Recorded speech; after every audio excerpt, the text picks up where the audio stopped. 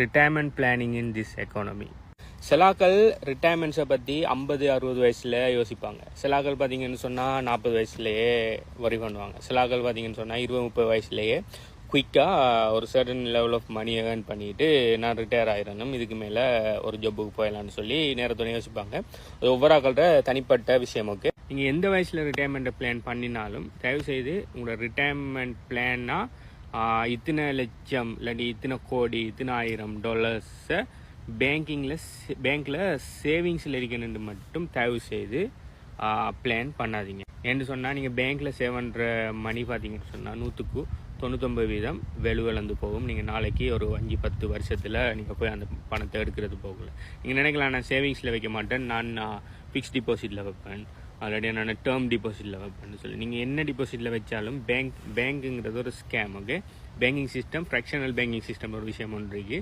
So என்னென்னா நீங்கள் பேங்க்கில் அவங்களுக்கு கஸ்டமர்ஸோட ஃபண்டில் ஜஸ்ட் 10% மட்டும் வச்சுட்டு மிச்சம் 90% அவனை என்ன வேணாலும் பண்ணலாம். அதை லென் பண்ணி அவனை இன்ட்ரெஸ்ட் ஏர்ன் பண்ணி வர விஷயம்லாம் செஞ்சுட்டு இருப்பான். ஆனால் உங்களுக்கு உங்களோட பணத்தை எடுத்து விளையாடிட்டு இருப்பானே. இது முதலாவது ஸ்கேம். ரெண்டாவது ஸ்கேம் என்னன்னா bank just print money. Bank and government just print money. Okay, அவனுக்கு பேக்கப் இல்லை. ஏர்லியராக பார்த்தீங்கன்னு சொன்னால் கோல்ட் ஸ்டாண்டர்ட் ஒரு விஷயம் ஒன்று இருக்குது. அதில் பார்த்தீங்கன்னு சொன்னால் இவ்வளோ பணத்தை பிரிண்ட் பண்ணணும்னா இவ்வளோக்கு அதுக்கு எங்கள்கிட்ட அசெட் இருக்குது, கோல்டாக இருக்குது, இல்லாட்டி வர அசெட்டாக இருக்குதுன்னு சொல்லி. ஆனால் இப்போ அது கோல்ட் ஸ்டாண்டர்ட் எப்படியோ எடுத்துகிட்டு போட்டு இப்போ நினைச்ச மாதிரியெல்லாம் பணத்தை பிரிண்ட் பண்ணி தள்ளுறாங்க. ஸோ எல்லாரும் இன்ஃப்ளேஷன் கூட்டிகிட்டு போகுது, விலை கூட்டிகிட்டு போகுது, என்ன இது வாழ்க்கை வாழ்கிறதுக்கு கஷ்டமாக இருக்குது, அது இதுன்னு சொல்கிறதெல்லாம் காரணம் என்னென்னா மெயின் பிரச்சனை இவங்க நினைச்ச மாதிரி பணத்தை பிரிண்ட் பண்ணி உள்ளுக்கு பணத்திர புழக்கத்தை அதிகரிக்கிறது. அதனால தான் ஓகே பணத்திர விலை குறைஞ்சிட்டு போகுது.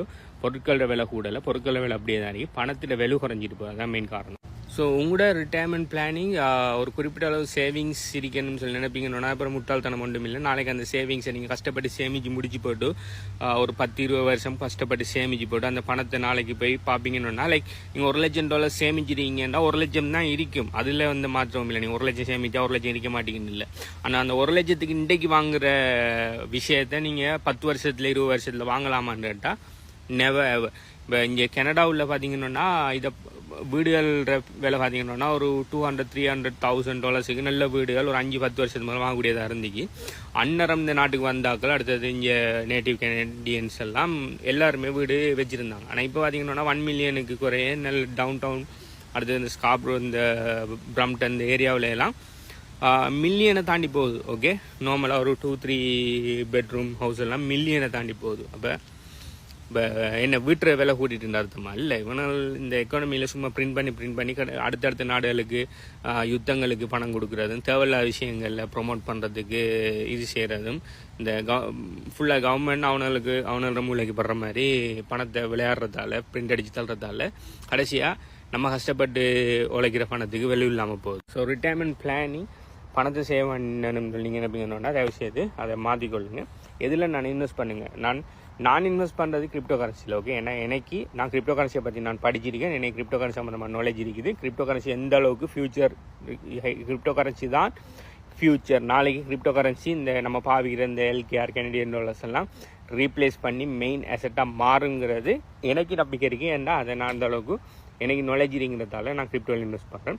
அதுக்காக நீங்களும் கிரிப்டோவில் இன்வெஸ்ட் பண்ணது இல்லை. உங்களுக்கு ஃபஸ்ட்டுக்கு நாலேஜ் எடுங்க. ஓகே, அதாவது கோல்டை பற்றி படிங்க, சில்வரை பற்றி படிங்க, ரியல் எஸ்டேட்டை பற்றி படிங்க, ஸ்டாக் மார்க்கெட்டை பற்றி படிங்க, அடுத்தது கிரிப்டோ கரன்சியை பற்றி படிங்க, அடுத்தது கொமாடிட்டியில் பற்றி ஃபுல்லாக படித்து உங்களுக்கு விளங்கும். நீங்கள் படிக்கக்குள்ளே விளங்கும். ரைட், இதுதான் ஃப்யூச்சர். இது பாஸ்ட்டில் இது மாதிரியான இது பெரிய பெரிய இந்த பணவீக்க டைமில் அடுத்தது இது மாதிரி நாடுகளில் பிரச்சனை போகக்குள்ள உலகப்போர் சம்மந்தமான விஷயங்களில் எந்த மாதிரி இந்த அசெட்டெல்லாம் பெர்ஃபார்ம் பண்ணியிருக்கின்னு பாருங்கள். கிரிப்டோ கரன்சி பார்த்தீங்கன்னு சொன்னால் அந்தளவுக்கு பாஸ்ட் இல்லாட்டியும் 10-20 வருஷத்தில் அது எந்த அளவுக்கு பெர்ஃபார்ம் பண்ணியிருக்கு, அது எந்த அளவுக்கு முன்னேறிட்டு வருது, அது என்னென்ன மாதிரி கம்பெனிஸ் எல்லாம் பெக்கிங் பண்ணுறாங்க, அது இம்பார்ட்டன்ஸ் என்ன, அதோட பின்னால் இருக்கிற டெக்னாலஜி என்னன்னு சொல்லி படிங்க. இப்போ நான் சொல்கிறதுக்காகவே கிரிப்டோ கரன்சியை வாங்கி போட்டு நாளைக்கு நீ சொல்லி தான் நான் வாங்கினேன்னு சொல்லி இன்னொரு ஆளில் ப்ளேம் போடாமல் முதலாவது நீங்கள் நாலேஜ் எடுத்து நீங்கள் படித்து உங்களுக்கு நல்லா பிடிக்கும் ரியல் எஸ்டேட்டில் பிடிக்குமா அதுக்குரிய மணி இருக்குது அதில் இன்வெஸ்ட் பண்ணுங்கள். அப்படி இல்லைன்னா கிரிப்டோவில் இன்வெஸ்ட் பண்ணுமா அதில் பண்ணுங்கள். ஸ்டாக் மார்க்கெட், கோல்டு, எனத்தில் உங்களுக்கு இன்ட்ரெஸ்ட் இருக்குதோ, எனத்தில் உங்களுக்கு நாலேஜ் இருக்குதோ அதில் இன்வெஸ்ட் பண்ணுங்கள்.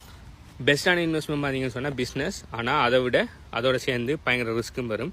ஸோ நீங்கள் கூட இப்போ உங்கள்ட்ட ஒரு $100,000 இருக்குன்னு வெளிப்படும். அந்த $100,000 கொண்டு போய் ஒரு பிஸ்னஸில் போடுறீங்க. அந்த பிஸ்னஸ் இது ஃபெயில் ப்ரூஃப் பிஸ்னஸ் இல்லாமல் ஃபெயில் ஆகிட்டுண்டா ஒரு $100,000 எடுக்க இல்லாமல் போகிறதுக்கும் சான்ஸ் இருக்குது. அதில் இல்லாட்டி ஒரு குறிப்பிட்ட அமௌண்ட்டை தான் எடுக்கக்கூடியதாக இருக்கும். அப்படி இல்லாட்டி லாபம் இல்லாமல் முதல்ல மட்டும் வெளியில் எடுத்துகிட்டு வர மாதிரியெல்லாம் கன்செப்ட் இருக்குது. பிஸ்னஸ் பார்த்தீங்கன்னு சொன்னால் ரிஸ்க் இல்லாமல் ஒன்றும் இல்லை. ஓகே, நீங்கள் பணத்தை பேங்கில் வைக்கிறதும் பயங்கர ரிஸ்க். என்ன நீங்கள் இன்னொரு எல்லாரும் வைக்கிறேன் என்ன ரிஸ்க்கெல்லாம் எடுக்கல, அதான் நான் பணத்தை பேங்கில் வைக்கிறேன். நீங்கள் பணத்தை பேங்கில் வைக்கிறது நீங்கள் கோல்டு வாங்கி மற்றது இந்த சில்வர் இதை மாதிரி கொமாடிட்டி கிரிப்டோ வாங்கி அதில் சேவன்றதை விட பயங்கர ரிஸ்க் பேங்கில் வைக்கிறது. ஏன்னா உங்களுக்கு விளங்குது இல்லை பேங்கில் இருக்கிற பணம் எந்த அளவுக்கு ஒவ்வொரு நாளும் அதோட வெலு குறைஞ்சிட்டு போகுதுன்னு சொல்லி. ஸோ எந்த ஒரே ஒரு அட்வைஸ் என்னன்னா, நான் இதை வாங்க அதை வாங்க உங்களோட ரிட்டைர்மெண்ட் பிளானுக்குன்னு நான் சொல்ல மாட்டேன். அது உங்களோட பணம், நீங்கள் தான் முடிவு எடுக்கணும். ஆனால் நான் சொல்ல ஒரே ஒரு விஷயம், உங்களோட பேங்க்கில் சேவ் பண்ணி வைக்காதீங்க, அவ்வளோதான். ஓகே, இதை பற்றி நீங்கள் என்ன நினைக்கிறீங்க? நீங்கள் உங்களோட ரிட்டைர்மெண்ட் பிளானை என்ன மாதிரி பிளான் பண்ணிடுறீங்க? எத்தனை வயசில் ரிட்டையர் ஆகிறதுக்கு பிளான் பண்ணிடுறீங்க? அதுக்கு என்னென்ன அசெட்லாம் நீங்கள் இன்வெஸ்ட் பண்ணுறதுக்கு பிளான் பண்ணுவீங்கன்னு சொல்லி கீழே கமெண்ட் பண்ணுங்கள். பை.